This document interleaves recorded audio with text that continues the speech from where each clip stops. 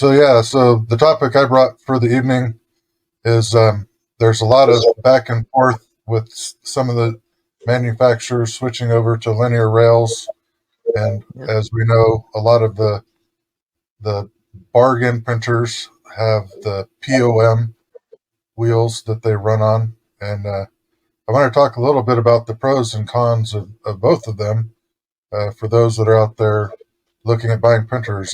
Soval actually offers printers set up both ways in the SVO6 and SVO7 lines, and neither one is the best or the worst, but they have their pros and cons, right? So some of the pros of the POM wheels from the manufacturing standpoint is they're less expensive.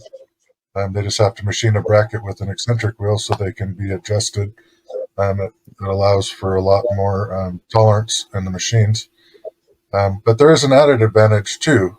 So a pro would be those POM wheels, when the machine is moving around and making vibrations, they act as a dampener. This can be very beneficial in print finishes. That's why the early we'll go back to the CR10. It was putting out cleaner surface finish prints than some of the high end models of the time.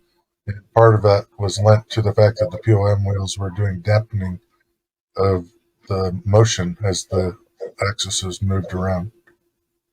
And then linear rails. I guess I should cover one thing while we're on the POM wheels.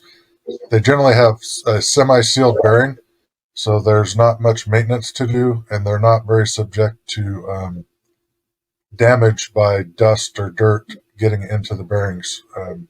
They can generally last for thousands of hours. Okay, then move on to linear rails. They can have higher tolerance than the POM wheels, holding everything in place. They look really neat. They do run on hardened rails, but they're little metal round balls inside of the carriage that are subject to wear over time. I've heard from a couple of the people that I support that do print farms that if you get into any of the more abrasive filaments, the dust collects on those linear rails and can destroy the motion way sooner than one would want. So their exposed wheels are a con. The pros is they have a little less resistance to motion, so you can move faster, right? So that's a pro that we can go with on those.